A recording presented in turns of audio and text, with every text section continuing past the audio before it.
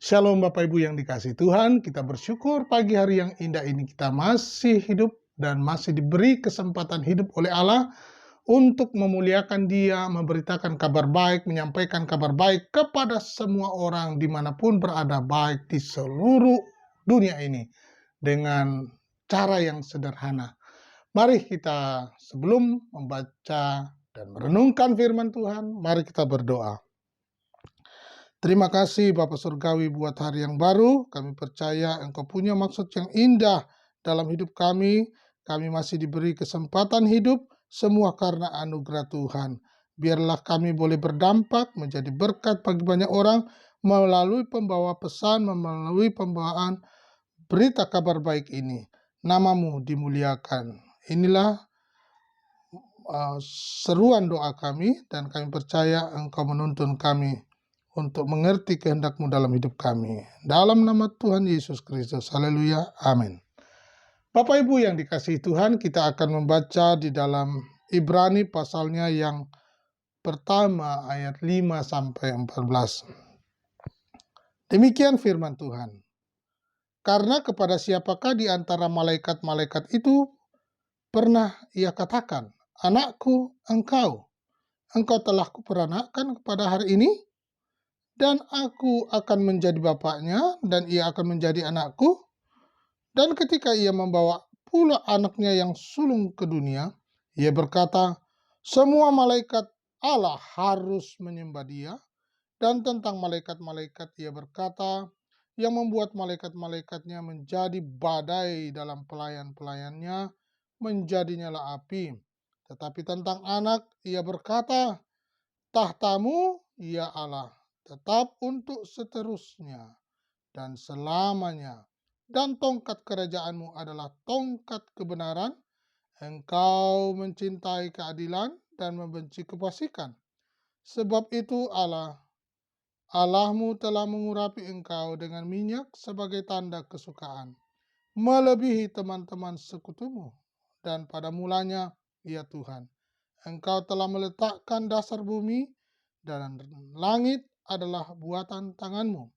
Semuanya itu akan binasa, tetapi Engkau tetap ada, dan semuanya itu akan menjadi usang seperti pakaian, seperti jubah akan Engkau gulungkan mereka, dan seperti persalinan mereka akan diubah, tetapi Engkau tetap sama, dan tahun-tahunmu tidak berkesudahan.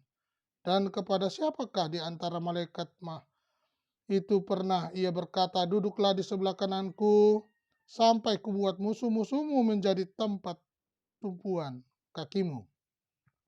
Bukankah mereka semua adalah roh-roh yang melayani, yang diutus untuk melayani mereka yang harus memperoleh keselamatan? Puji Tuhan, Bapak Ibu, kita sudah membaca satu perikop. Yesus adalah duta keselamatan, agen penyelamat. Ya, ini dia. Kalau kita perhatikan perikop ini, kita kembali flashback ke belakang, bahwa pada masa perjanjian lama, Allah mengutus para nabi-nabi, ya, kepada Israel untuk menyatakan kehendaknya pada masa perjanjian baru. Allah mengutus Yesus masa perjanjian baru, ya. Kalau dulu nabi-nabi, lalu kemudian masa perjanjian baru Allah mengutus Yesus. Untuk apa? Untuk menebus dosa manusia, sehingga mereka bisa mengerti memahami tentang pertobatan. Allah telah menetapkan Tuhan Yesus sebagai pemilik isi dunia ini, karena melalui Dia Allah menciptakan dunia ini, ya, ayat 10 sampai 12 tadi. Ya. Tuhan Yesus pantas menerima segala hormat dan kemuliaan untuk duduk di sebelah kanan tahta Allah, karena hakikatnya, karyanya, dan Yesus digambarkan sebagai cahaya kemuliaan Allah. Bapak Ibu yang dikasihi Tuhan, bahwa hakikat dan karya Tuhan Yesus ini membuktikan dirinya lebih tinggi daripada semua makhluk ciptaan, termasuk para malaikat yang melayani Allah Bapa di surga. Ya, di ayat 4 itu ya. Tidak seorang pun malaikat yang disapa sebagai anak oleh Bapa ataupun dihormati sebagai tangan kanan Allah. Baca ayat 5 dan 13 tadi ya.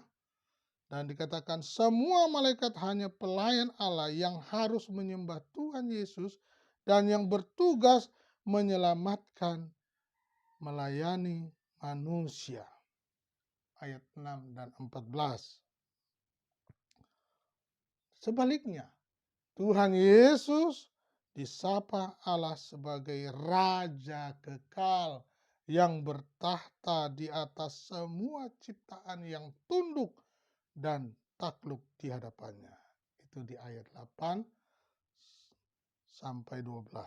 Nah, Bapak Ibu yang dikasihi Tuhan, bahwa semakin kita menyelami dan memahami keagungan, hakikat, dan karya Allah ini, karya di dalam Kristus, sehingga kita perlu semakin tunduk dan taat tanpa syarat.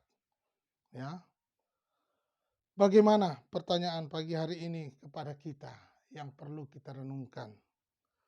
Jika tahta Tuhan Yesus di surga ada di sebelah kanan Bapa, di manakah tahtanya di dalam hidup Bapak, Ibu, Saudara, dan saya?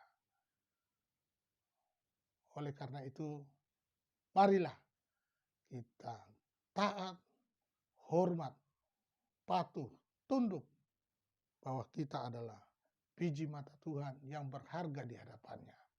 Tuhan Yesus memberkati. Haleluya. Amin.